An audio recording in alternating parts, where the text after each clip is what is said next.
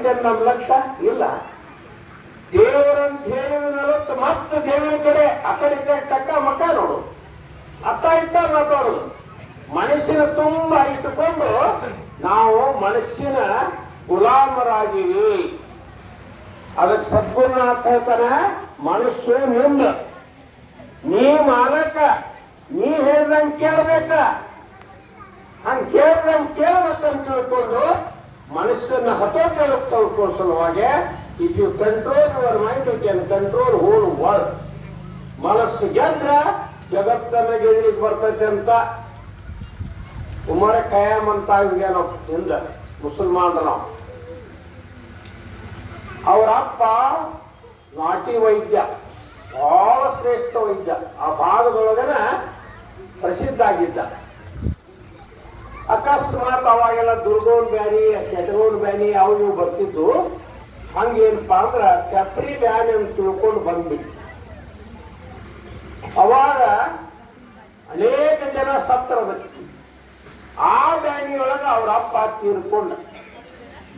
ಇವ 18 ವಯಸ್ಸಿನ ತರುಣ, ಇವೊಬ್ಬಕ್ಕೆ ತಂಗಿ, ಇಬ್ಬರೇ ಇದ್ರು. ಮುಂದೆ ಅವ್ರವರು ತೀರ್ಕೊಂಡ್ಲು, ಅಣ್ಣ ತಂಗಿ ಇಬ್ಬರು ಹುಡುಗರು. ಆಮೇಲೆ ಮುಂದೆ ಕೆಲವು ದಿವಸ ಹೋಗಿದ್ರೆ ತಂಗಿನೂ ತೀರ್ಕೊಂಡ್ಲ. ಅದ ಬ್ಯಾನಿ ಏಕಾಂಗಿ ಅದ, ಎಲ್ಲಾರು ಎದಿ ಬಗಲ್ಲ.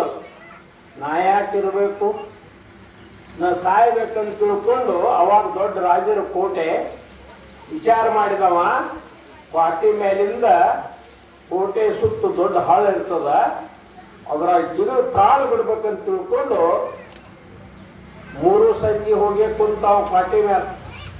ಮಂದಿ ಉರುವಿದ್ದಾಗ ಆ ಕಡೆ ಈ ಕಡೆ ಹಿಂಗ ಆಗಬಾರ್ದಂಗ ತಿಳ್ಕೊಂಡು ತಾಕೋತ ಕೂತ.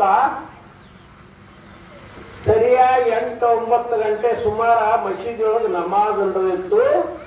ಈಗ ಹೆಂಗ್ ಕೂಗ್ತಾರಲ್ಲ ಹಂಗೊಂದು ಆ ರೀತಿಯಾಗಿ ಕೂಗ್ತಾ ಇದ್ದ. ಆ ಕೂಗು ಒಂದು ಪದ್ಯದೊಳಗೆ ಏನು ಬಂದಿತ್ತಪ್ಪ ಅಂತ ಕೇಳಿದ್ರೆ, ಎಲೆ ಮಾನವ, ನೀ ಯಾರಿಗೆ ಉಪಕಾರಿಯಾಗಿದಿ? ನೀ ಹುಟ್ಟಿ ಬಂದದ್ದು ಏನು ಸಾರ್ಥಕ? ನಿನ್ನ ಜನ್ಮವನ್ನು ಸಾರ್ಥಕ ಯಾಕೆ ಮಾಡ್ಕೋಬಾರದು? ಗಿಡ ನೆರಳನ್ನು ಕೊಡ್ತಾವ, ಆಕಳ ಹಾಲನ್ನು ಕೊಡ್ತಾವ, ಆಡುಗಳು ಹಾಲು ಕೊಡ್ತಾವ. ಎಲ್ಲಾ ಪ್ರಾಣಿಗಳು, ಎಲ್ಲಾ ಸೃಷ್ಟಿಯು ನಿನಗೇನೆಲ್ಲ ಸಹಾಯ ಮಾಡ್ತತಿ. ಮತ್ ನೀ ಏನ್ ಮಾಡಿದೆ? ನೀ ಏನ್ ಮಾಡಬಾರ್ದು? ಯಾಕ? ಅದಕ್ಕ ನೀನೇನಾದ್ರೂ ನೀ ಸಾಧಿಸ್ಬೇಕಾದ್ರ ಅಲ್ಲಾನ ನೆನದ ಅಲ್ಲಾ ಹೋಗು. ಹಿಂಗ ಅರ್ಥ ಬರುವಂಗ ಅದು ಹಾಡು ಸೂಸು ಗಾಳಿ ಒಳಗೆ ಕೇಳಿಸ್ತಾವ. ಕೇಳಿಸಿದ ಕೂಡಲೇ ಅವಂದ, ನಾನು ಎಲ್ಲ ಕಳ್ಕೊಂಡನಿ, ಸಾಯ್ಬೇಕಂತೂ ನಾ ಏನ್ ಮಾಡೀನಿ? ಏನಿಲ್ಲ, ನನ್ನ ಕರ್ತವ್ಯ ಏನು? ತಿಳಿಯಾಗ ಬಂತು ಇದು ಶುದ್ಧ ಸಾರ ಶ್ರವಣ. ಈಗೆಲ್ಲ ಹೇಳಿದಲ್ಲ, ತಿಳ್ಕೊಂಡಿವಲ್ಲ, ತಿಳ್ಕೊಂಡ ಮೇಲೆ ಉಳ್ಕಿದ ಚಾರಿ ಮಾಡ್ಬೇಕು ನೋಡ್ರಿ. ಈಗ ಹೇಳಿಲ್ಲ ನಮ್ಮ ಸ್ವಾಮಿಗಳು ಎಂದು ಕೂತ್ ಕೂಡಲೇ ಎಂದರೆ ಬಂದು ಮಾತಾಡಿಸ್ತಾ ಇರ್ತೀವಿ. ಹೆಣ್ಮಕ್ಳು ಕಚಿ ಪಿಚಿ ಕಚಿ ಪಿಚಿ ಅದೇ ಜೀವ ಕೈ ಹಿಡ್ಕೊಂಡು ಬಾಯಿ ಮುಚ್ಕೊಂಡು ಕಣ್ ತೆರ್ಕೊಂಡು ದೇಹ ಅಳಿಗಾಡಿಸದ, ಅತ್ತ ಎತ್ತ ನೋಡದ, ಶಾಂತ ಚಿತ್ತದಿಂದ ಒಂದು ಅರ್ಧ ಸಾಸ್ ಕುಂತು ನೋಡ್ರಿ ಏನಾಕೈತಿ ನೋಡ್ರಿ. ಲಕ್ಷ ಕೊಡ್ಬೇಕಲ್ಲ, ಲಕ್ಷ ಕೊಡಂಗಿಲ್ಲ. ನೀವ್ ಅನ್ನೋದಿಲ್ಲ, ಏ ತಮ್ಮ ಲಕ್ಷ ಕೊಟ್ಟು ಮಾಡ, ಏ ತಂಗಿ ಲಕ್ಷ ಕೊಟ್ಟು ಮಾಡ ಅಂತೀರಿಲ್ಲ.